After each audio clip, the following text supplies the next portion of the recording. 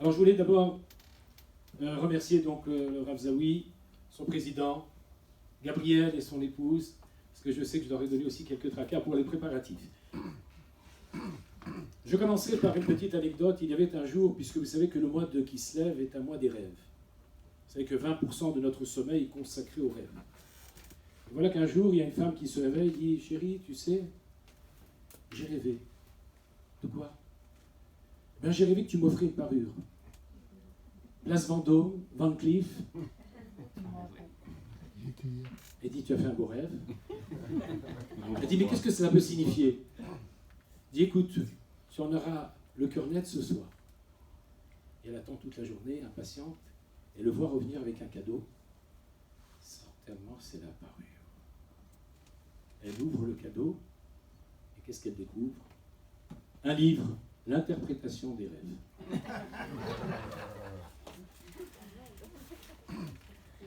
Alors ça, c'était pour commencer, mais parce que vous savez, les Chachamim nous disent qu'il faut toujours faire miller des petits choutas. On commence toujours par des paroles d'humour qui nous permettent en quelque sorte de mieux appréhender le sujet. Alors voilà qu'aujourd'hui, on va essayer de parler du couple, parce que c'est un sujet extrêmement important, épineux, dont il faut se soucier, parce qu'en fait, un mariage, ça s'entretient toujours. D'ailleurs, la Torah dit qu'Ikar Ishisha, lorsque l'homme prendra femme, il a déjà prise. Ça fait 20 ans, 30 ans, 50 ans. En fait, c'est un inaccompli parce que le mariage, c'est comme un petit oiseau qui fait son nid et qui, sans cesse, veille à son nid. Alors, il faut d'abord savoir qu'il y a une différence de nature entre l'homme et la femme. Ça, c'est le béaba. Je ne peux pas penser comme ma femme et ma femme ne peut pas penser comme moi. À partir de cet instant, je comprends les choses différemment.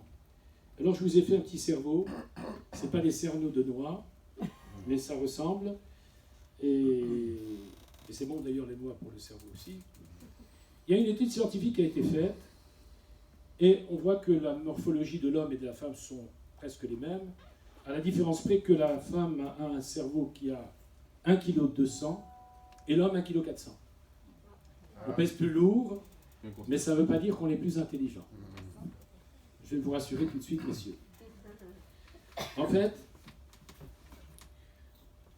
voilà. Alors vous savez que le foie s'appelle kaved. Pourquoi on l'appelle le kaved? Ben, ma foi, parce que c'est l'organe le plus lourd. Il fait 1,6 kg. Tandis que le cerveau, il est un peu plus léger. Alors vous savez qu'il y a une connexion différente entre l'homme et la femme. Dans le cerveau, chez l'homme, il travaille avec un seul hémisphère. La femme, elle travaille avec 2 hémisphères un petit peu perpendiculaires. Ce qui fait qu'elle a un peu plus de matière grise, veuillez m'en excuser. Et cette approche d'interconnexion entre les hémisphères, cette trajectoire perpendiculaire fait qu'elle a une autre approche des choses, un autre regard. D'ailleurs, même quand on écrit l'homme ou la femme, on n'écrit pas de la même manière. Pourquoi? Ben, c'est parce que aussi, entre autres, le cerveau ne fonctionne pas de la même manière. Ça, c'est la première chose, je pense, qu'il faut savoir. Parce que bien sûr, des fois, on dit, mais pourquoi elle pense comme cela? Pourquoi il pense comme cela? Pourquoi il a vu carré, moi je le vois rectangulaire ou circulaire? Il y a aussi une différence de nature entre l'homme et la femme. L'homme a été créé à partir de la terre, du limon de la terre. La terre s'étend, vous mettez un peu d'eau, elle s'est attendrie. L'homme, il est aussi parabolique. Vous voyez? Il est, regardez bien, il a des grands projets, et puis il se dégonfle comme un pneu Michelin. Il pousse des grandes colères et il se calme très vite. Après la pluie, le beau temps. La femme, elle est plus linéaire. Elle va d'ailleurs vous rappeler ce que vous lui avez fait le 24 juillet 1944 à 20h55 et 55 secondes. Il ne faut pas vous faire d'illusions. Elle a une mémoire même pour la tuer, même pour la taler sans leur porter l'œil. C'était juste un petit coup d'œil. La femme, elle a certes un raffinement parce qu'elle a été, l'homme il est un peu le brouillon parce qu'il a été fait à partir de la terre. La femme, elle est partie d'un élément du corps qui est déjà constitué. Et puis, les hommes ont une mémoire, n'est-ce pas? Et ils sont plus durs à ramollir. aussi une différence de nature entre la femme et l'homme, mais c'est un avantage. Cette différence, c'est aussi une complémentarité. C'est-à-dire qu'en fait, l'homme a de grands projets, et tout seul, il ne peut pas les concrétiser. Il importe de voir qu'il y a sa femme qui va être là pour réaliser la politique des petits pas. Et c'est ainsi qu'ensemble, dans cette complémentarité, ils vont pouvoir constituer le couple.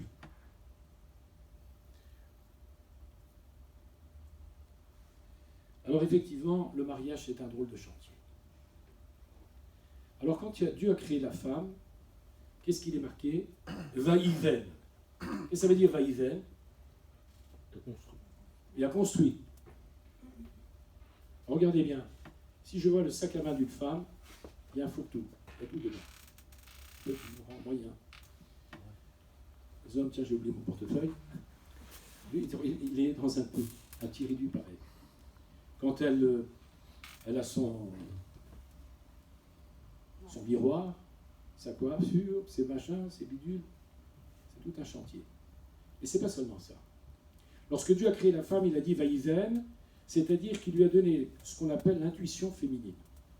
La Bina Yetera. Et la Shon Binyan, il y a Bina Yetera. C'est-à-dire cette capacité de permettre de voir des choses que l'homme parfois ne voit pas, d'avoir aussi un langage qui est différent de celui de l'homme. Elle va être beaucoup plus prolixe lorsqu'elle va s'exprimer. Elle va avoir un langage beaucoup plus abondant à l'égard de ses enfants, à l'égard de son mari.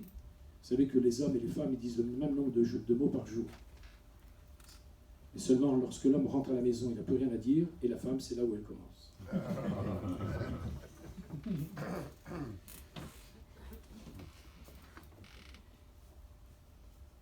Alors aussi, cette singularité de l'homme par rapport à la femme, ou bien de l'individu par excellence, vous savez que Dieu a créé l'homme, un seul homme, et d'un seul homme est descendue toute l'humanité. Et ce qui est formidable, exceptionnel, exclusif, c'est qu'on a une empreinte digitale unique, différente les uns des autres. Et regardez bien le génie de la langue hébraïque. Le mot etzba en hébreu s'écrit Aleph, Sadeh, Bet et Aïn. N'est-ce pas? En, Tsarir, Bedika, Od. Nul n'est besoin de faire d'autres examens. Lorsque la PJ est là, et puis on va même en voir autre chose, c'est qu'en fait, vous avez, quand on décompose le mot Etzba, Aleph c'est un, et Tseva, ça veut dire couleur, empreinte unique. C'est pas fabuleux? Vous voyez que quand on désigne quelque chose dans la Torah, c'est qu'il a un sens beaucoup plus profond qu'on peut l'imaginer. Chaque membre du corps a une étymologie particulière parce qu'en fait, il désigne la chose dont il est porteur. Donc, chacun a son empreinte unique, chacun a sa vocation de vie. L'homme a une vocation, la femme en a une autre, et c'est ensemble qu'il faut essayer de construire. Alors on va essayer de voir aussi, parce que je vois que quelques-uns d'entre vous sont en âge de marier leurs enfants, c'est la macérette la plus difficile, d'essayer de trouver le conjoint. Il y a des fois, il y a des gens qui disent, il m'a sifflé 3 fois, et puis on s'est rencontrés, ça a été le coup de foudre, après c'est le coup de tonnerre, après c'est tonnerre de Brest, etc. Puis il m'a offert des roses et il m'a lâché à la porte des Lilas. Il a dit, viens ma cocotte. Et elle s'est transformée en cocotte minute. Il y a un rave qui dit, Rabbi, dis-moi, comment ça se fait? Et il y a une fille qui vient voir le Rabbi, il dit, Rabbi, j'ai 40 ans, faites une fille-là pour moi. Il dit, mais pourquoi tu viens moi maintenant? Mais écoute, j'ai vécu 3 ans avec celui-là, il m'a promis le mariage. J'ai vécu 7 ans avec celui-là, il m'a promis le mariage, il m'a laissé tomber, etc., etc. Là, ça dit tout ça. Pourquoi? Après, on va se rencontrer. Cinéma, resto, théâtre, les 3 coups de théâtre.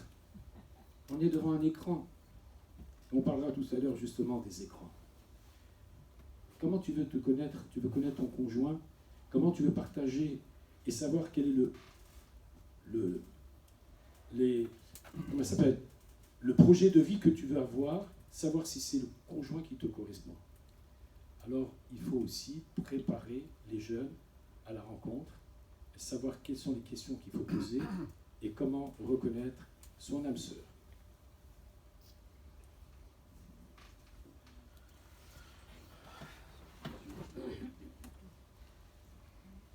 Alors, il y a premièrement prendre préalablement des renseignements. Qui est cette personne? Qui sont ses parents? Qui sont ses amis? Qui sont ses frères et sœurs? Première chose. Deuxième chose, les discussions doivent être édifiantes. De quoi je vais parler? De quel sujet? Si je veux parler de la pluie et du beau temps, ça ne va pas nous avancer plus. C'est pas comme ça qu'on construit un foyer. Quels sont les points communs? Quelles sont les dissemblances? Et c'est sûr qu'il doit y avoir des dissemblances parce qu'on ne peut pas être une photocopie. C'est pas parce qu'on prend le même Coca-Cola qu'on est fait pour l'un pour l'autre. Quel est le dénominateur commun qui nous permettra d'établir une base solide, un foyer qui sera durable? Alors, il y avait un jour un rave qui reçoit deux personnes qui souhaitent établir une association. Il demande Rabbi Tevarer Otanu.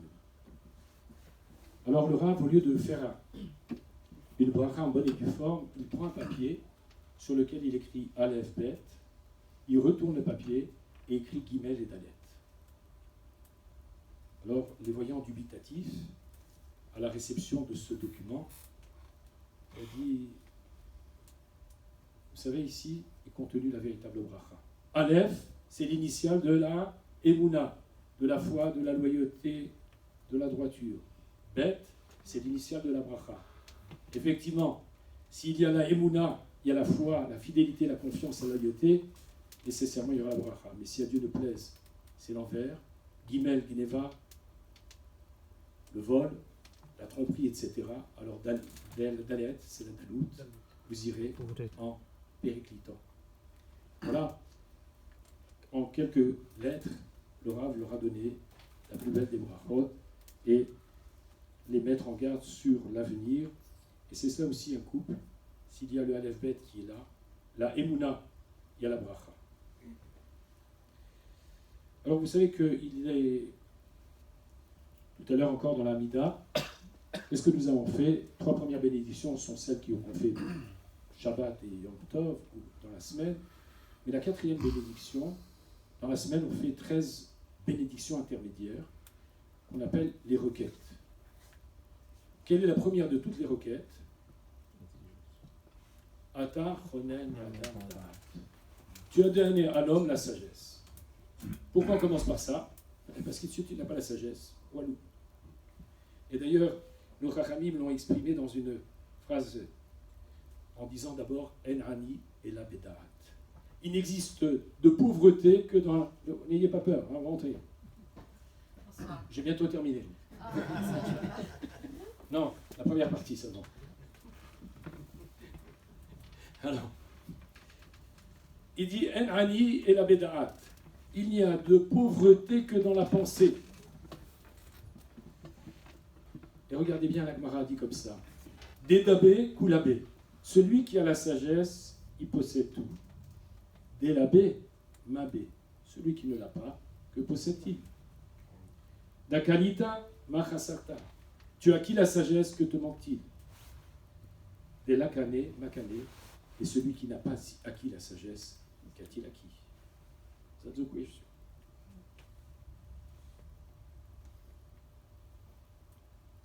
Alors vous savez que vous avez été tous à l'école, je suppose, l'école obligatoire jusqu'à 16 ans. Quelle était l'appréciation récurrente que vous aviez à l'école par les professeurs? Excellent élève. Qu'est-ce que vous savez? Bon élève, peut mieux faire. Peut mieux faire. Vous avez vu? Vous avez bien retenu, Gabriel. Eh bien, regardez. Ils n'ont pas inventé les profs. C'est marqué dans la lettre de Adam. Vous savez qu'est-ce que c'est Adam? C'est un homme. Avec un grand H.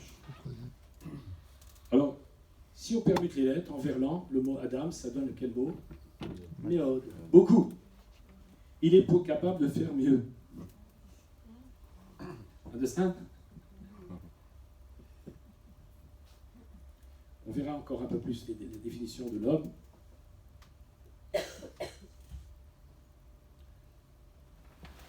Alors, pourquoi Akadosh Baruch Hu a créé l'homme et l'a-t-il appelé Adam?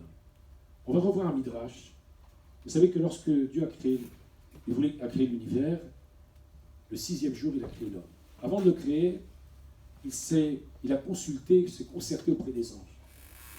Et les anges ont dit, mais Mativo chez Adam. Quelle est sa spécificité de l'homme? Nous sommes capables, nous anges, de réaliser ta mission. Pourquoi as-tu besoin de créer l'humain? Il dit, Chokhmato merubam shelachem. Sa sagesse surpasse la vôtre. En quoi? Dans sa capacité de définir les choses. Exemple, Hamor, c'est un âne. N'est-ce pas? C'est parce que lui porte le chomer, la matière. Si j'ai le temps, vous me rappellerez de vous faire un petit Vartora sur Hamor et Shechem avec la paracha de la semaine. Mais voilà, Hamor parce qu'il porte la matière. Après, Sous, parce que quand tu montes sur le cheval, tu es plein de joie, etc. Etc. etc. Arbar, parce que la souris, qu'est-ce qu'elle fait? Elle retient la nourriture, elle la cache. Khatoul, parce qu'il cache. Khatoul, c'est comme les ritoulim, les couches. Il cache ses excréments, ses éjections, etc. Alors il dit, mais maintenant, et toi Adam, comment tu vas t'appeler? Et toi, comment tu vas t'appeler? Il a dit, moi Adam, parce que j'ai été tiré de la terre. Et moi, comment tu vas m'appeler? Adon. Adon Olam, tu es le maître du monde. Mais parce qu'en plus, Adon, c'est les lettres ADN. C'est toi qui m'as donné mon ADN. Et l'ADN de tout l'univers. D'ailleurs, quand vous allez, je vois qu'il y a des docteurs, quand vous allez demander au docteur une prescription pour faire une analyse de sang, il vous fait NFS. Vous savez pourquoi? Parce que c'est Nefesh. La Torah dit qu'il y a Dam ou Nefesh. NFS. C'est marqué déjà. Ils n'ont rien inventé. D'ailleurs, vous savez que le premier geste opératoire, c'est la Torah qui l'a écrit. Vous savez comment? Quand Dieu crée l'homme. Il appelle Elohim Tardema à la dame, il fait plonger l'homme dans l'air. Voilà, anesthésie générale. Ensuite, il prend un de ses côtés. Ensuite, il fait les points de suture. En une phrase, en un passou qui t'a montré le geste opératoire. Il faut lire la Torah quand même. Alors, l'homme a été tiré de la terre, Adama. La matière, la terre, c'est aussi symbole d'inertie, mais aussi la capacité de pouvoir faire germer quelque chose, faire pousser. Donc, l'homme a des capacités inouïes. Il suffit de les mettre en place pour qu'elles puissent émerger. Mais Adama, on peut le lire également Adamé. Qu'est-ce que ça veut dire Adamé? Ressembler.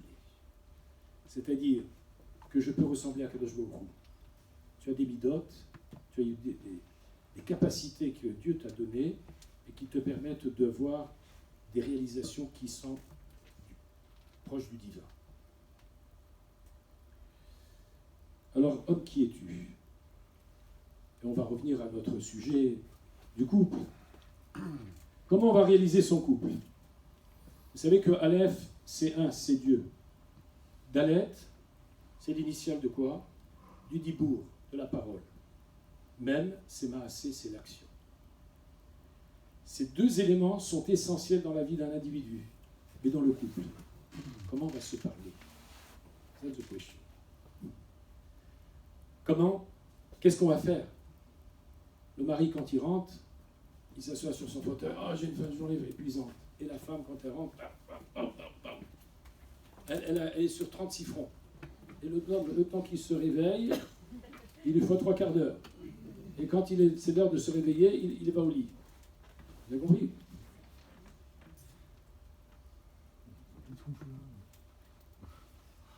Alors, le plus beau des trésors, je dois vous dire, c'est le mariage.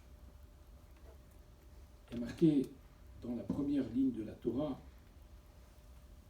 vous savez qu'il n'y a pas un seul livre de la Torah qui commence par la lettre Aleph. Vous le savez ça? Le Talmud commence toujours par la lettre Bet. La Mishnah par Bet, etc. Pourquoi il n'y a que la page 2 et pas la page 1? Pour deux raisons. La première, parce que la première lettre de la Torah, c'est Tabet, c'est Bereshit. Et deuxième raison, c'est parce que justement, c'est pour te faire comprendre que tu n'as jamais compris le Aleph. Il te reste toujours à apprendre.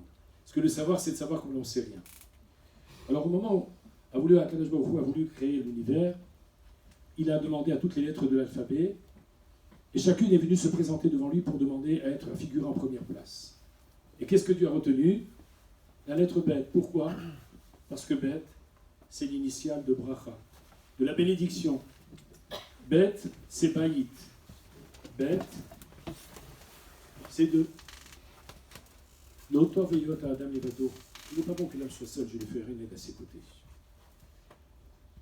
On ne mesure pas suffisamment le bonheur que l'on a d'être marié, d'avoir un foyer, de réaliser des projets.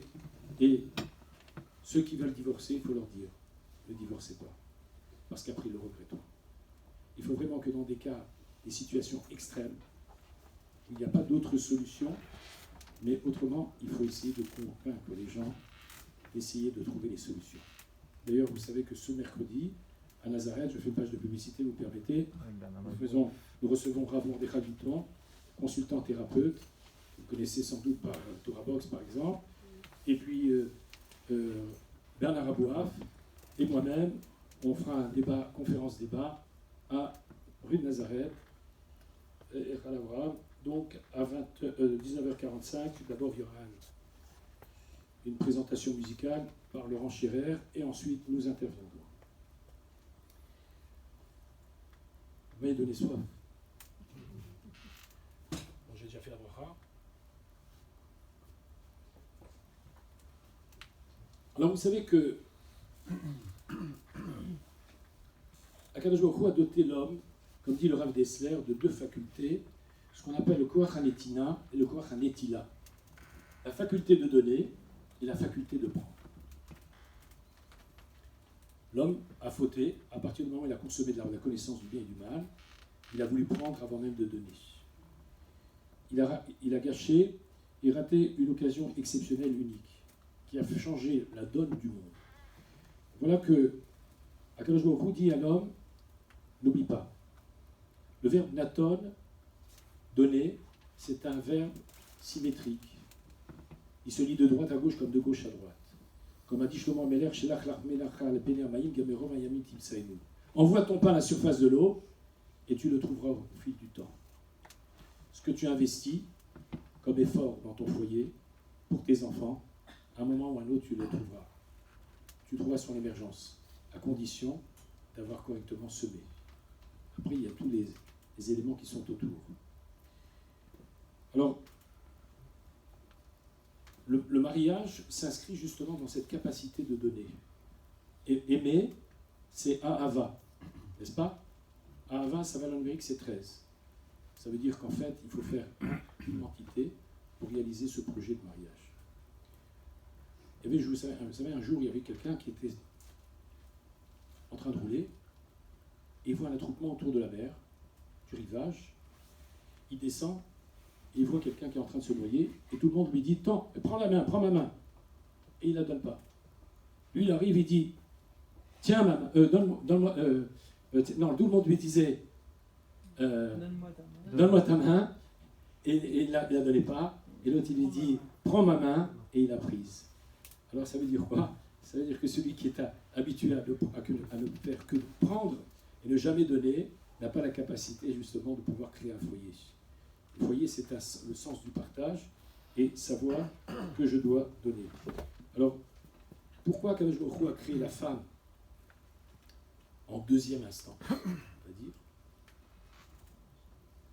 tous les animaux, Dieu a créé mâle et femelle. L'homme, il a fallu se séparer par la suite l'homme de la femme. Pourquoi avait-on besoin de faire telle chose?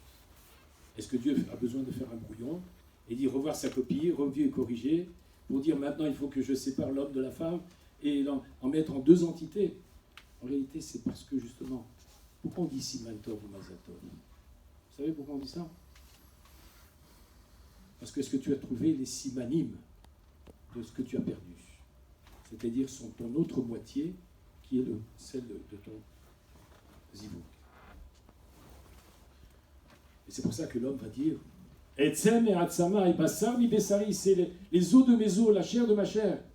Et c'est pour cela que après il y a un lien exceptionnel qui s'établit entre l'homme et la femme quand je reconnais ce qu'est l'autre.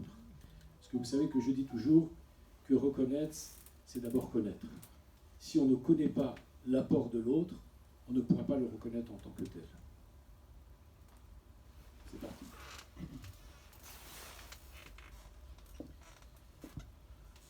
Alors le Talmud enseigne Kol Adam She'eno Isha, un homme qui n'est pas marié. Sharouy Belo Simcha, Belo Choma, Belo Shalom,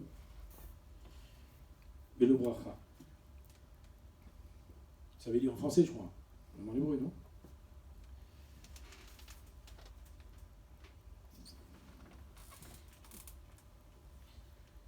Alors ça, c'est Nazareth, vous l'avez reconnu. Et nous arrivons au Vitourim.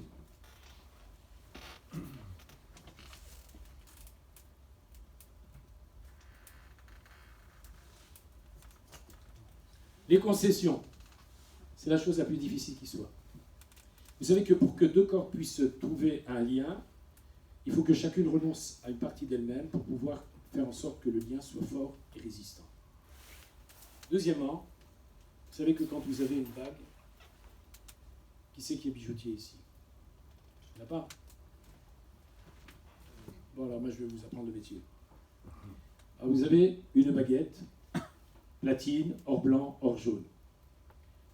Pour pouvoir réaliser une alliance, le géolier va prendre les deux extrémités et va les rapprocher l'une de l'autre.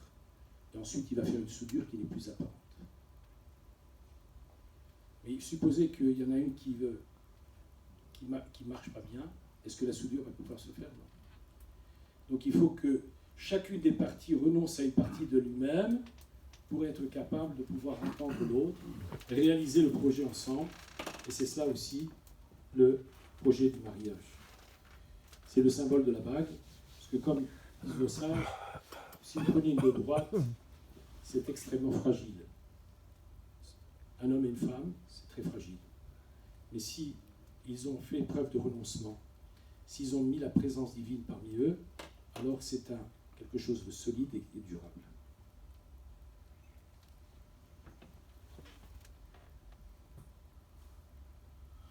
Ça, je viens de vous le dire.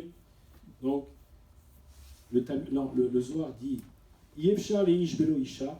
Il est impossible à l'homme de rester sans femme, il est impossible à la femme de rester sans homme. Yevshar leisha belo ish. Il est impossible aux deux de rester sans la présence divine. D'ailleurs, Shlomo Amelech a dit Im Hashem lo yivne ba'it, David Amelech. Si Hashem ne construit pas un foyer, Shav Amlu Bonav Bo, c'est en vain que construisent ceux qui l'ont construit. Et comme a dit Shlomo Amelech, là cette fois-ci, quand un triple nœud ne se défait pas de sitôt, lorsqu'il y a la présence divine, alors il y a la réalisation de tous les projets. Alors on va le voir aussi à travers les lettres.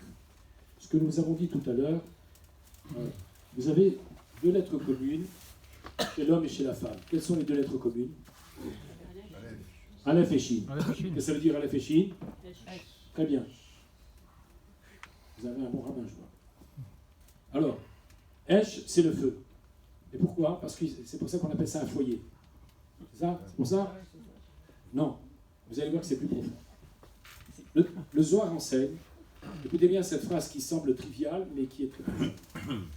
Il dit qu'un feu qui part dans tous les sens brûle et consume. Un feu qui est canalisé, c'est un feu qui réchauffe et réconforte. Alors qu'est-ce qui va justement permettre de canaliser ce feu? Le Yud chez l'homme et le He chez la femme. Okay. Mais comme on l'a dit tout à l'heure, chez l'homme, le Aleph et le Shin sont disjoints, mais le feu de la femme est plus fort. Aleph et Shin sont juxtaposés. Mais vous savez que le mariage se fait avec un homme et une femme, mais tant qu'on n'a pas fait de Roupa et la Ketouba, on appelle ça une concubine. On n'appelle pas pour que ce soit une véritable femme, on appelle ça avec la choupa et les kiddushin. Ketouba, c'est le ktav vavke, c'est l'acte de mariage, le contrat de mariage dans le couple. Et vous avez les deux autres lettres du nom de Dieu. On a le premier et le deuxième, les deux autres lettres, dans choupa également. C'est-à-dire que lorsque l'homme et la femme sont méritants, la présence divine est parmi eux, nous avons les 4 lettres du nom d'Hachem. Et l'Ozahu, s'ils n'ont pas mérité, Eshoch Latam, c'est un feu qui les dévore, parce qu'ils ont évacué cette présence divine. Qu'est-ce qu'il reste? Il reste que le feu. Levez le rideau, là, maintenant. Veuillez patienter. Après les 3 coups de théâtre, c'est la prochaine image. Voilà, il est mignon, ce bar mitzvah. Akadosh Baruch Hu a dit, quand il a créé le monde, il a dit, Naase Adam betzalmenu kidmutenu, faisons l'homme à notre image et à notre ressemblance. Et comment ressembler à Hachem? Je ne vais pas citer tous les textes. Demout, c'est ressembler à Hachem. Et on va faire la permutation des lettres, parce que vous savez que j'aime bien le verlan. Qu'est-ce qu'il y a en verlan? Midot. Qu'est-ce que ça veut dire le midot? Les qualités. Et qu'est-ce que c'est les qualités? Vous savez que midot, ça veut dire à la fois qualité et mesure. Et pourquoi c'est le même mot? Car en fait, on mesure les qualités d'une personne si elles sont mesurées. Si c'est démesuré, c'est plus une qualité, c'est un défaut. Si quelqu'un, il est très prodigue, c'est bien, c'est une belle qualité. Mais si c'est trop, il va ruiner son couple, vous croyez? S'il a un code, s'il a un porte-monnaie avec un code, c'est encore pire. D'accord? Donc chaque chose avec la mesure qui se doit. C'est pour cela que midot, ça signifie à la fois les qualités, mais aussi les mesures.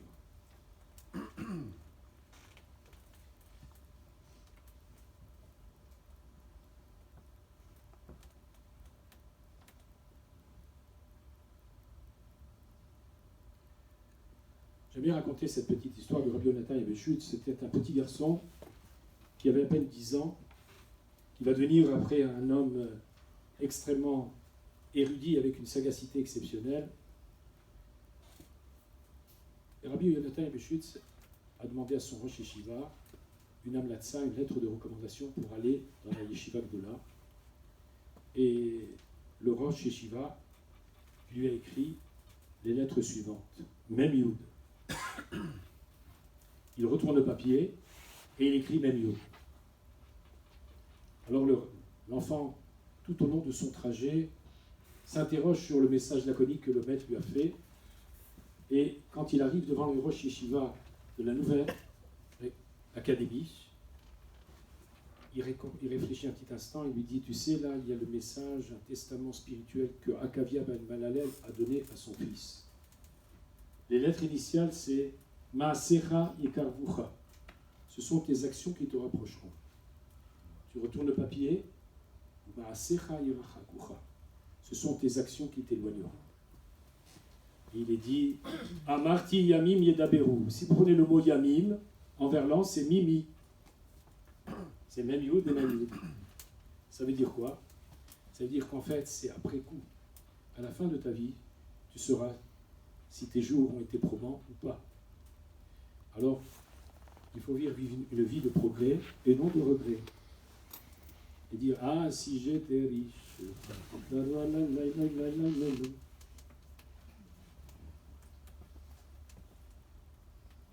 on va essayer de passer en revue quelques formes d'amour. Vous savez que dans la paracha de la semaine, nous avons, comment il s'appelle, Shechem ben Hamor, qui a pris la fille de Yaakov, il l'a violentée, il l'a séquestrée, tout ce que vous voulez. Et après, il va voir son père, il va voir Yaakov et dit-lui qu'on est prêt à donner tout, même toute la ville est prête à faire la Brit Mila, etc., pour pouvoir se marier avec elle. Mais pas une fois la Torah ne dit les sentiments de Dina. C'est un pervers narcissique en bonne et due forme. Pour atteindre ses objectifs, il est prêt à tout, même à impliquer les autres. Ça, c'est Shechem Hamor. Le deuxième, c'était Amnon, avec Tamar, mais on ne va pas le rappeler maintenant. Alors, il y a le Rav Bergman, il dit quelque chose de fabuleux. Il a dit, quand Hamor, le père de Shrem, vient le voir, il dit, tu sais, on ne peut pas. Il dit, pourquoi? Parce que toi, tu es Hamor, et moi, je suis Shor. Alors, qui c'est un Hamor? C'est quoi? C'est un âne. Qu'est-ce que c'est qu'un âne? C'est celui qui porte que la matière. C'est-à-dire, il ne fait que ce qu'on lui met sur le dos. Mais le Shor, c'est celui qui a une énergie qui déploie, et par ses efforts, il réalise un projet. Par exemple, on le met au labour, il y va. Alors, il y a marqué dans la Torah, Lotacharosh Beshor Uvachamor Yardav, tu ne feras pas labourer le bœuf et l'âne ensemble. Alors, tu vois, on ne peut pas se lier. C'est Assur la Torah. Alors, on a justement cet Ahava Shel Lekicha, cet égocentrisme exacerbé, ce nombrilisme de tous les instants, ou ce pervers narcissique qui, pour arriver à ses fins, va utiliser tous les subterfuges possibles jusqu'à détruire la personne, jusqu'à détruire son épouse, ou bien là, des fois, c'est beaucoup plus les hommes que les femmes, mais des fois aussi les femmes aussi ont cela.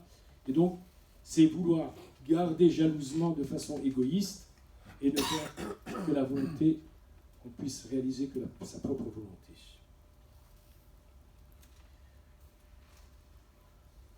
Yava Shaliyetina. L'amour dans la capacité de donner, recherche du bien-être de l'autre sans toutefois effacer sa propre personnalité. Ça veut dire, Vedavak Beishto, la Torah dit, tu t'achracha ta femme. Imaginez, regardez, si je fais ça, on est bien collé. S'il y a une fissure, tout passe. Vedavak Beishto, ça veut dire, il s'attachera à son épouse sans toutefois effacer sa propre personnalité. Ça, c'est fort, il faut y arriver, c'est encore un autre projet. Alors voilà, je vous l'ai dit, Avad Menchel Bekut, c'est à s'attacher à sa femme, ces deux entités qui ne font plus que nous. C'est pour ça qu'il y a un seul fauteuil sur l'affiche. Comment? Je me suis posé la question, pourquoi il y avait qu'un seul fauteuil sur l'affiche? Ah oui. Qu'on parlait de mariage. Parce qu'on a mis la cana en avant. C'est classique. C'était pour rester assis là. Alors, regardez bien ce passouk de la Torah que vous connaissez tous.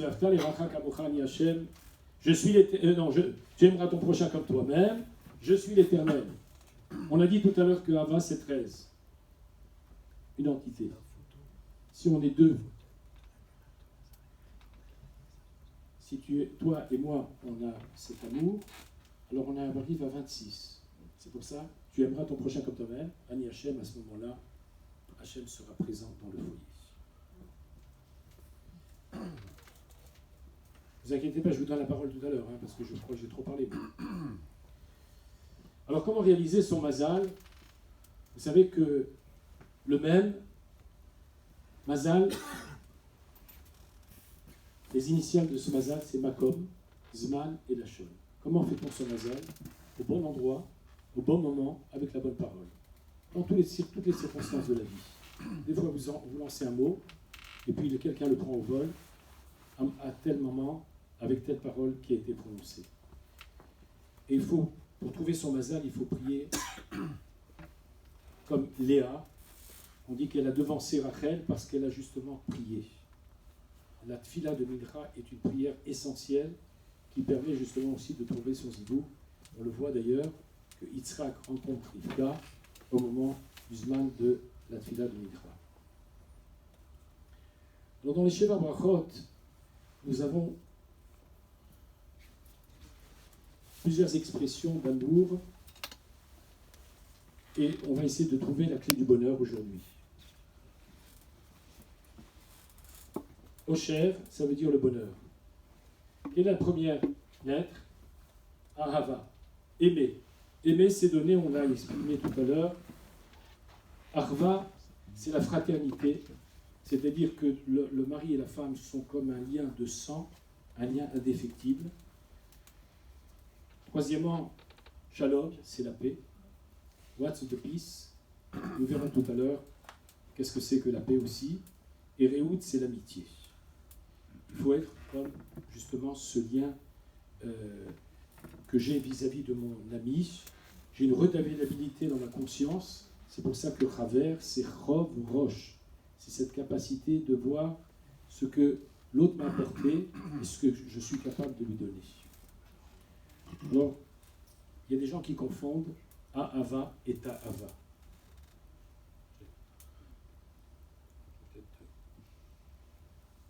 Voilà. Quelle est la différence entre Ahava et Ta'ava? Le Bet et le Vav sont les mêmes lettres, quoi, c'est-à-dire elles sont interchangeables. Toutes les autres lettres sont semblables, sauf le Aleph et le Tav. Ahava commence par la lettre Aleph, Ta'ava commence par la lettre Tav. Ça veut dire quoi? Aimer ou désirer. Le désir, c'est quoi? C'est brûler toutes les étapes. C'est ce qui se passe avec Amnon et Tamar. Il a désiré, il l'a prise, et après il l'a jetée. Après, cette Ahava s'est transformée en Sina, en haine. Alors attention, et quelqu'un qui dit j'aime avant le mariage ne fait que mentir ou ne sait pas ce que c'est que aimer. La Torah dit que l'amour naît après le mariage. Pourquoi? Parce qu'en fait, c'est à partir du moment où on a un contrat, à partir du moment où on a partagé des moments authentiques. Parce que quand quelqu'un vit, chacun dit, bon, tiens, ma valise elle est là, lui dit, sa valise elle est là, à tout moment on peut partir. On n'a pas scellé un contrat durable, alors la donne est déjà faussée à la base. Et voilà, la Torah le dit, Vaïkach et Rivka Ishto, Vaïavea. Il a pris Rivka son épouse, et ce n'est qu'à partir de ce moment-là qu'il l'a aimée.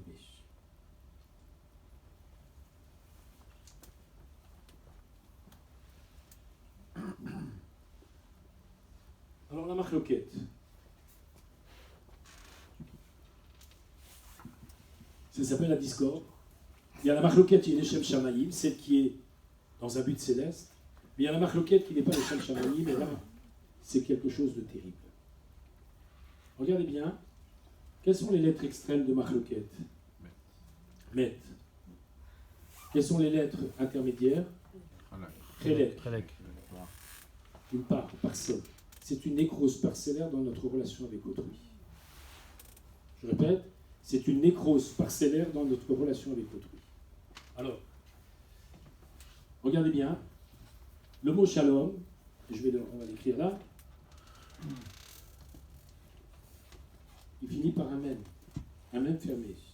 Lo matzah kadosh baruch hu kli marzik bracha ela shalom. Dieu n'a trouvé d'autre réceptacle à la bénédiction que la paix.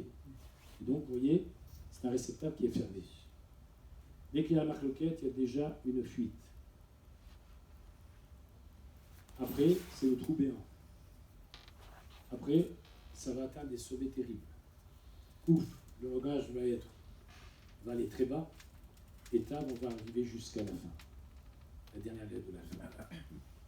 Donc il faut essayer de ne pas attendre des années de problèmes, de les laisser s'enliser, ou bien c'est savoir que dire après le mariage tout s'arrangera, c'est faux. Il faut régler les problèmes avant que ce soit trop tard. Et les couples qui ont attendu trop longtemps, après il y a une fissure qui est trop béante, ou un fossé béant, il faut essayer de résoudre les problématiques avant. Alors voilà, d'ailleurs, vous savez que le mot shalom en hébreu, en verlan, c'est moshev. C'est dominer. C'est soit dominer l'autre, soit je me domine. C'est l'ambivalence. Et donc, si tu veux qu'il y ait le shalom, essaie d'abord de dominer tes inclinaisons. D'ailleurs, c'est pour ça que la lettre shalom commence par un shin. Il y a 3 branches. Pourquoi? Il y a ma version, ta version et la vérité. Ça ne veut pas dire que l'un dit le mensonge ou l'autre aussi, mais il le voit de façon subjective. Alors, soit on fait appel à notre concertation, à notre intelligence, à notre sagesse, à notre réflexion, et on arrive à avoir une entité, on rapproche les extrêmes, soit il faut faire appel à un agent extérieur qui va essayer justement de rapprocher les divergences. Donc je vais vous dire, voilà, c'est ou OK ou c'est KO.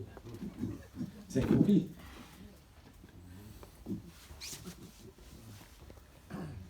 Et oui, il ne faut pas que le mariage se transforme en terrain de boxe.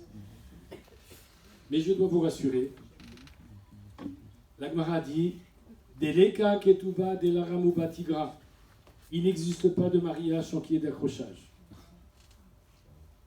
Mais vous avez remarqué que le titre, c'était pas accrochage, c'était accrochage. Soit on est accro, soit on est sans charge, soit on est avec les accharges, soit on est les accros. Oui, ça c'est analysé, je vous laisserai pour réflexion de la nuit. Alors, en tout cas, la Gemara vient de dire que où il y a des problèmes avant le mariage, pendant le mariage ou après le mariage. Mais il faut que ce ne soit pas trop fort parce que après, des fois il y a des fissures qui sont aussi comme le vase de Soissons. On ne va pas expliquer pourquoi il n'y a pas de mariage sans accrochage.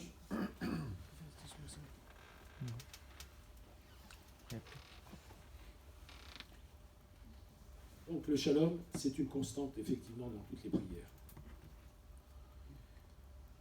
Vous savez que Rabbi Meir était un personnage éminemment grand et qui a souvent œuvré pour la paix dans le foyer. Et vous savez que dans la Torah, il y a marqué « Lote varouesh bechol moshvotechem yom ha-shabbat » Vous ne ferez pas de feu dans vos demeures le jour du Shabbat. Ça, c'est le Pshat Pashut, c'est-à-dire le texte tel dans sa lecture première. Mais il s'agit aussi de ne pas faire de feu dans sa demeure, c'est de le feu de la discorde. Regardez, par exemple, les Shabbatot sont très courts. Qu'est-ce qu'on risque de... Et ça ne marche pas. Et la lumière, et le truc, et il y a la plaque qui est machinée. Alors, il y a risque que le Satan, le vendredi, avant l'entrée de Shabbat, il essaie de faire la discorde. Alors, il faut essayer de prendre son temps pour qu'il n'y ait pas d'imprévu, ou tout au moins de limiter les dégâts, parce que si on laisse tout pour la dernière minute, alors ça va créer des tensions aussi dans le couple. Et Rabbi Meir, justement, il arrivait à... Bon, je ne vais pas raconter toutes les histoires de Rabbi Meir maintenant. Et nous allons passer à cette fameuse anecdote que je trouve sublime. Il y avait un jour Rabbi Israël Saint-Inter qui était parti en voyage. Il revient dans la ville dans laquelle il séjourne à une heure extrêmement tardive et il voit que là, toute la ville est plongée dans la pénombre. Et puis, il voit au loin une petite lueur. Il dit à son cocher d'avancer et il voit que c'est la maison du cordonnier. Alors, il frappe à sa porte. Et il dit, tu travailles encore à cette heure-ci? Il voit en plus que la bougie est presque sur le point de s'éteindre. Et il lui a dit, tu sais, Rabbi, Kol od aner dolek efshar letaken. Aussi longtemps que la lumière brille, il est possible de réparer. Alors il est parti au Beth Midrash, Rabbi Israël Saint-Inter, il a dit, j'ai appris quelque chose du cordonnier. Tant qu'Hachem nous a donné le souffle de vie, ce ner Hachem Nishmat Adam, la lumière de Dieu c'est l'âme de l'homme. Tant qu'il t'a donné ce souffle de vie, cette lumière qui est en toi, continue, poursuis ton chemin, fais des efforts, tu es capable de réparer. Et c'est ce qu'a dit Rabbi Nachman de Breslev, Imata ma amin, si tu crois, chez Cholim, les calquels qu'il est possible de détruire, alors ta'amin, chez Cholim, les taquels. Alors tu dois avoir la même conviction qu'on est capable de réparer. Il n'y a rien qui n'est irrémédiablement pas réparable. Il faut essayer de trouver des solutions.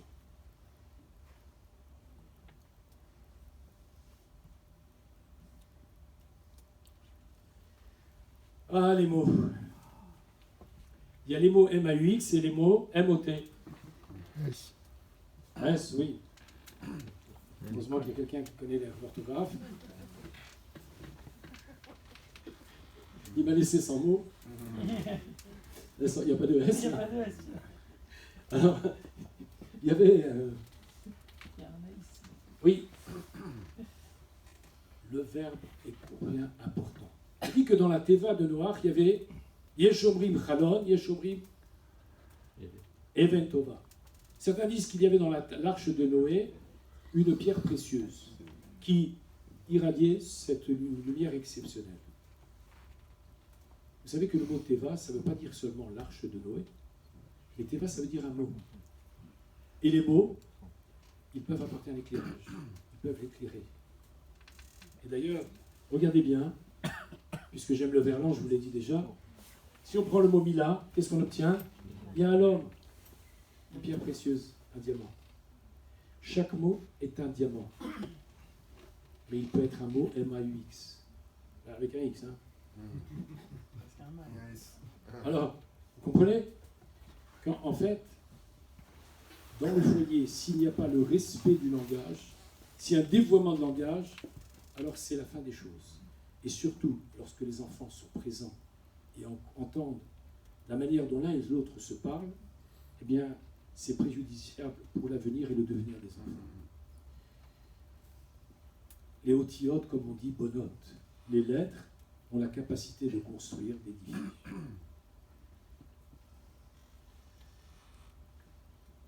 D'ailleurs, comment on appelle un tikshoret en hébreu? Ça veut dire quoi? La communication. Communication. N'est-ce pas? Qu'est-ce qu'on a dans le mot tikshoret? On a le mot kesher. C'est le lien. La parole est un liant. D'ailleurs, le mot lachon, mais ça veut dire le lachon, le langage. Ça vient de quelle racine? Lâche. Et ça veut dire lâche? C'est pas se débiner. Qu'est-ce que c'est lâche?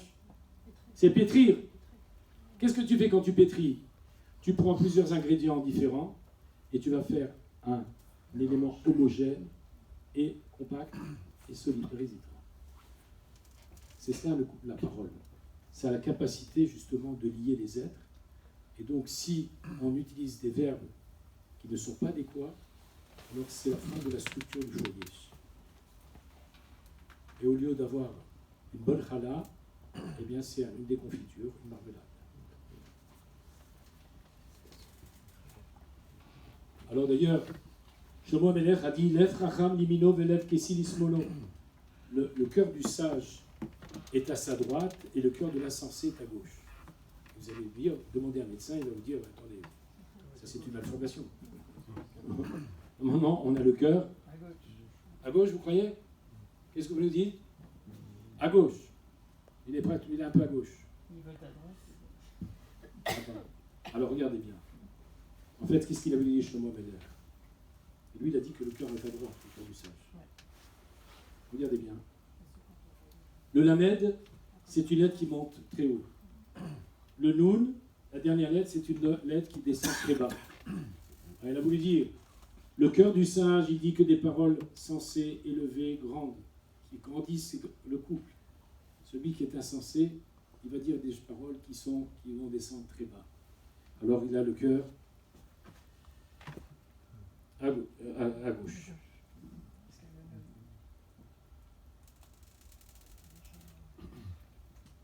Alors, vous savez que le cas, pas trop dépasser le temps, pour laisser place peut-être aux questions ou aux interventions. Alors kavod, qu'est-ce que c'est que le kavod? Le respect. Très bien, je savais que vous allez répondre, c'est marqué. Ça veut dire au moins. Le kavod, ça vient du mot kaved, lourd. C'est-à-dire le poids. C'est-à-dire je respecte celui pour lequel je sens qu'effectivement il pèse. Alors des fois il y a celui qui pèse par les pesetas, il y a celui qui pèse par son érudition, sa connaissance, etc. Il y a ceux qui pèsent parce qu'ils sont mes parents, par exemple, et je leur dois respect, parce que c'est Akadosh Baruch Hu, parce que c'est lui qui est grand. Et kalel, c'est maudire. C'est du mot kal, léger. C'est-à-dire que lorsque tu ne respectes plus, tu as un langage qui devient léger et qui peut entraîner des graves conséquences.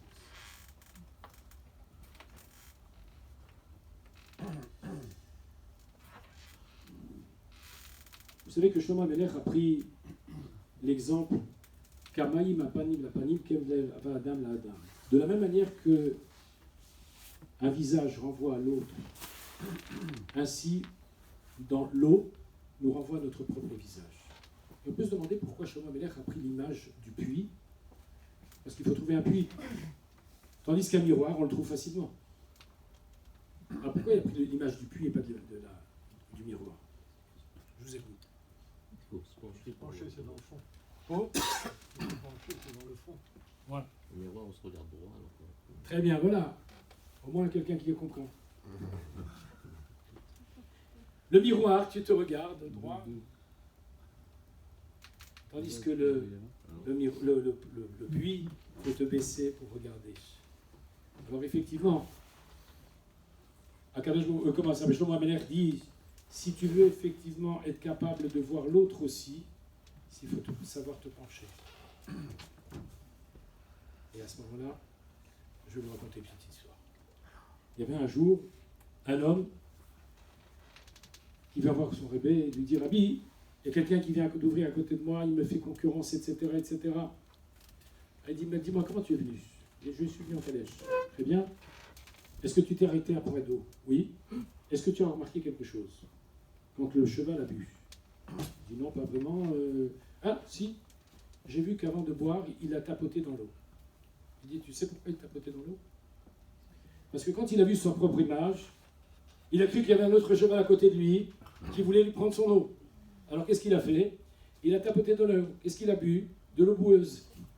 Alors maintenant tu comprends. Reste comme ça. Laisse Akadosh Baruch Hu. C'est lui qui gère le monde. Alors, essaie de laisser la place à l'autre et ne regarde pas seulement ta propre image, un narcissisme qui est de tous les instants et qui est préjudiciable.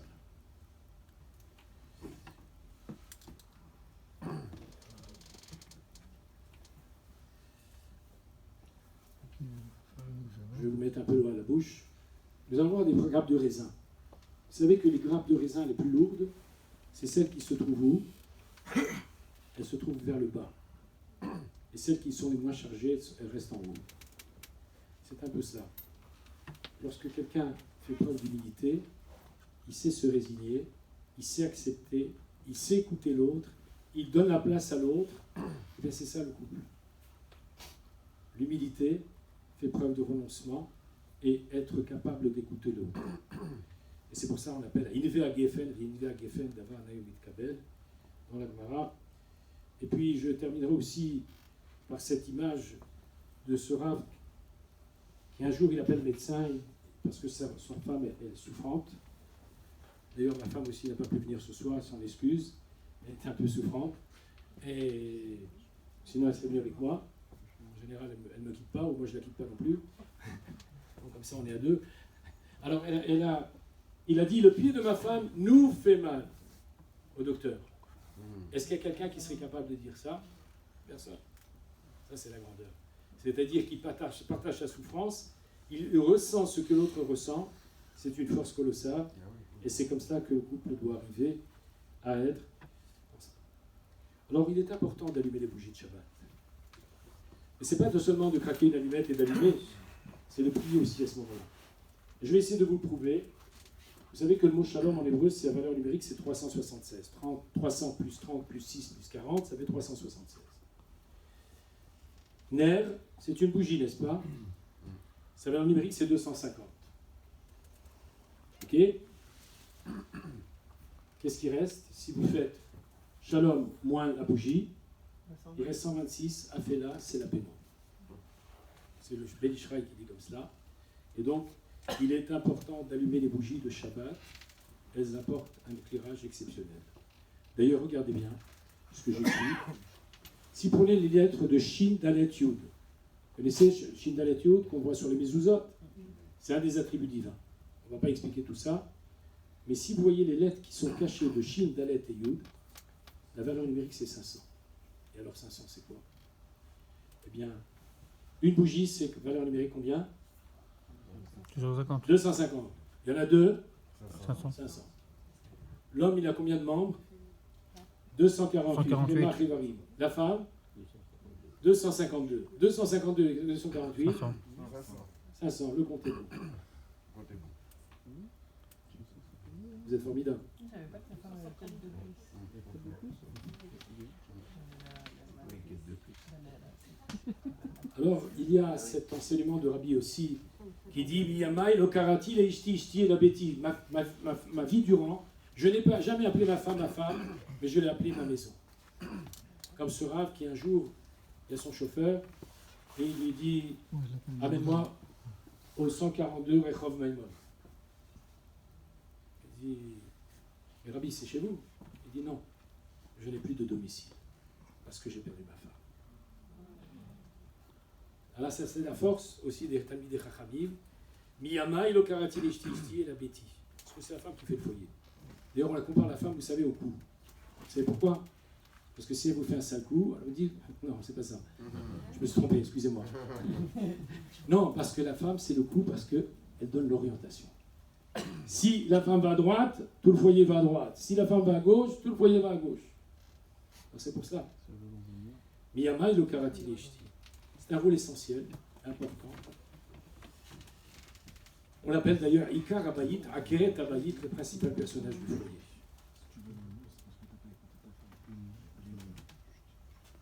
Ah, pardon. Je voulais recommencer par le début.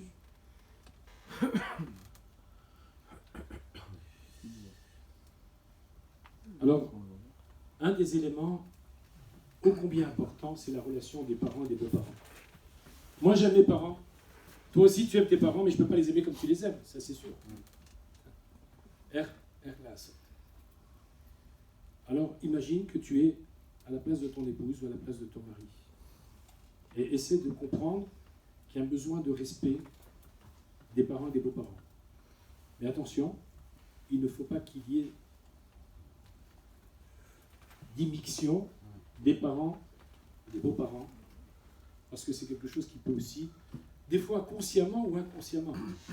Donc il faut savoir jouer ce rôle de parent, de beaux-parents, et c'est à la ligne de crête, savoir quand est-ce qu'il faut se retirer, quand est-ce qu'il faut être présent, et ça c'est beaucoup de doigtés qui éviteront beaucoup de problèmes dans le couple.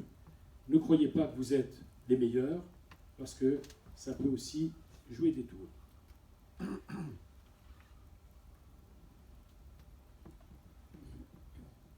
C'est pour ça que la Torah dit c'est pourquoi l'homme laissera son père et sa mère et s'attachera à son épouse. On a dit Vedavak, c'est une colle. Et Veayou les bassar echad, et c'est à ce moment-là qu'ils se formeront une seule chair. Vous savez pourquoi le mot bassar, c'est. Pourquoi on appelle ça un boucher? Vous savez pourquoi on appelle le boucher? Ça vient d'un mot hébraïque. Bet, shin, resh. Boucher. Vous voyez le qui change. Et alors vous savez pourquoi le mot bassar, ça veut dire la viande, la chair, et puis les vassaires, c'est annoncer. Parce que quand vous avez de bonnes nouvelles, vous êtes bien dans votre peau. Ça c'est trop bien. Hein. Ne prenez pas sérieux, hein. C'est sérieux quand même. Alors, l'éducation des enfants, c'est pas quelque chose de facile. Ça, Guidoul Banim. Shlomo a dit c'est comme les flèches entre les mains de valeureux guerriers, ainsi sont les jeunes gens. Pourquoi il a pris l'exemple de la flèche? Parce que c'est comme un arc lourd sous temps. Une fois que la flèche est partie, on ne peut plus la rattraper. C'est pour ça qu'un rav, il a dit à ça, à la femme qui est venue le voir, Rabbi, je viens d'avoir un enfant, faites une bracha. Il a dit, c'est trop tard. Il a dit, comment c'est trop tard? Il dit, Akol mashpia la vlad.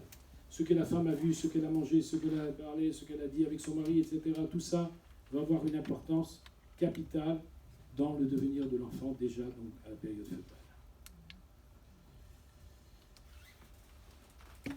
Alors, pour ne pas être trop long, je vais terminer sur l'importance aussi du mikvé.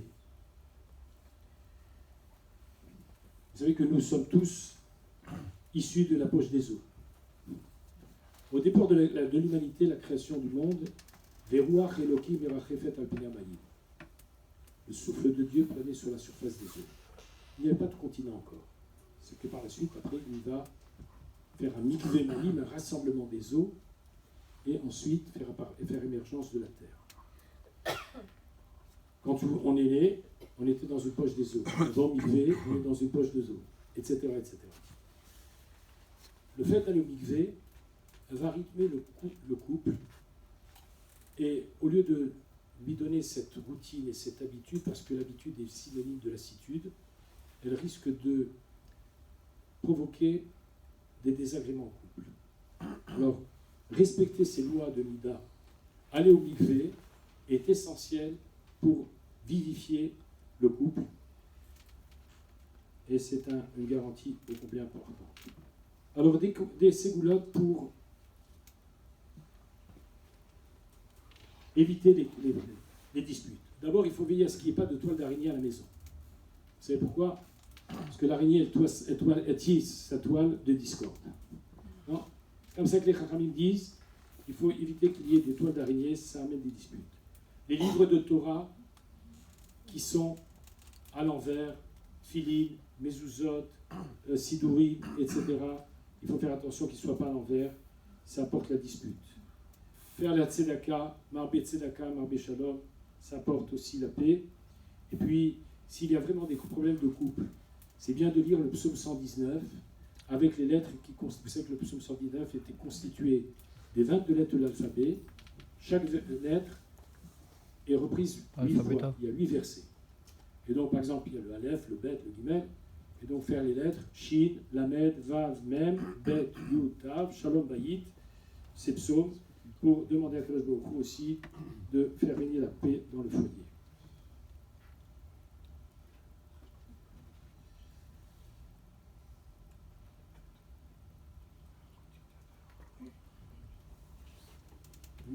J'ai encore combien de minutes?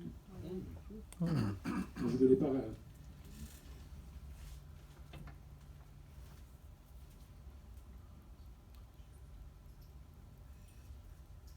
J'abrège un petit peu. J'arrive maintenant au problème de notre société. Les portables et les insupportables. Les écrans qui prennent le crâne.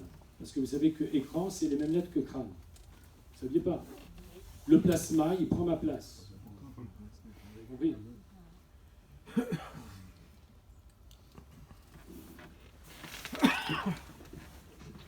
Alors, ça c'est peut-être une autre conférence sur l'éducation, mais juste de rappeler qu'on s'est aperçu que les enfants qui restent plus que 3 heures devant une tablette, un ordinateur, etc., ont déjà des problèmes de concentration à l'école. S'ils font plus que 3 heures, eh bien, il y a la violence aussi qui s'installe. C'est pour ça qu'on est dans une société où la violence atteint un paroxysme terrible. Il faut absolument essayer de gérer le temps où les enfants passent. Ça modifie le cerveau, ça modifie leur approche de la vie. Et puis ensuite, aussi, on a effectivement on voit d'un bout à l'autre du monde. Et puis en plus, qu'est-ce qu'ils voient? Il faut mettre des filtres dans vos téléphones, filtres chez les enfants. Le contrôle parental, des fois, il n'est pas suffisant. Il faut aussi veiller à cela, parce que on va dans une société qui, d'abord, même dans le couple, vous avez chacun qui s'installe sur son truc, sur son fauteuil, dans son lit, et puis chacun avec son petit portable, et la relation du couple a été dissolue.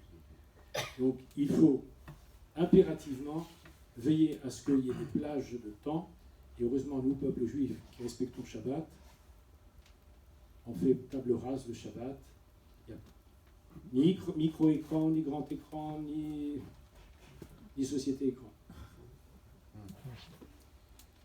Alors l'heure de gérer les disputes, c'est pas facile. Parce qu'en plus, vous savez qu'en français on dit une critique. Parce qu'il y a les tics du cri ou le cri du tic. Il y en a qui ont les tics de critiquer. Vous comprenez? Alors, comment gérer cela? Effectivement, une critique en hébreu, ça s'appelle tochecha. Tochachot, ça vient du mot toch. C'est-à-dire, je fais une émission dans l'individu. C'est pas facile. Qui accepte qu'on vient le critiquer? Et surtout quand cette critique, elle vient à un moment qui est la cerise sur le gâteau. Alors ça prend des proportions inimaginables, inouïes. Donc il est indispensable de faire attention. D'abord, faire une critique par jour, c'est déjà beaucoup. Alors s'il y en a plusieurs, c'est encore plus catastrophique. Et de savoir le dire au moment opportun, avec les mots qui doivent être dits, ça c'est aussi un moyen de faire retomber la pression dans le couple. Donc je vois qu'il est 7h moins 10, donc il est très tard. Ah non, c'est pas 7h moins 10. Ça, je ne vais pas vous le faire maintenant. La montre, vous savez, elle inspire la tchouva. Savez-vous pourquoi? Parce que quand elle est en panne, qu'est-ce qu'il faut faire? Ou bien, si la pile s'est arrêtée, il faut ouvrir la montre, changer la pile, ou bien regarder ce qu'il y a dans le mécanisme qui ne fonctionne pas, et la remettre en état et la refermer. C'est un peu cela l'homme. S'il ne fait pas une introspection, s'il ne fait pas une réflexion sur lui-même, à tous les instants, il ne peut pas aller de l'avant. Et donc, lorsque je fais, et c'est ce que nos Chachamim nous recommandent, on doit faire une introspection, une réflexion pour justement essayer de voir ce qui ne va pas, ce qui peut s'améliorer et comment aussi répondre aux attentes de nos enfants. Vous savez, je vais vous raconter juste une petite histoire comme ça. Il y avait un jour un père, il était toujours au téléphone, multinational, il avait SFR, Free et Bouygues et tout ce que vous voulez. Alors, son enfant dit « Papa, papa », il n'entend pas. Quelques minutes plus tard, il est dehors et il téléphone à son père. « Allô, papa? Qui c'est? Ton fils, Ethan. Qu'est-ce que tu fais? Où tu es? Je suis dehors. Qu'est-ce que tu fais dehors? Il dit, mais j'ai été téléphoné. Et pourquoi tu me téléphones? Tu étais à la maison tout à l'heure. Il dit, parce que c'est le seul moment où je vois qu'il est possible de te parler à me parler. C'est qu'au téléphone.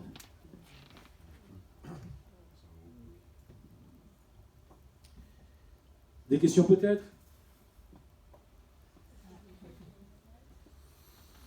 J'en ai trop dit.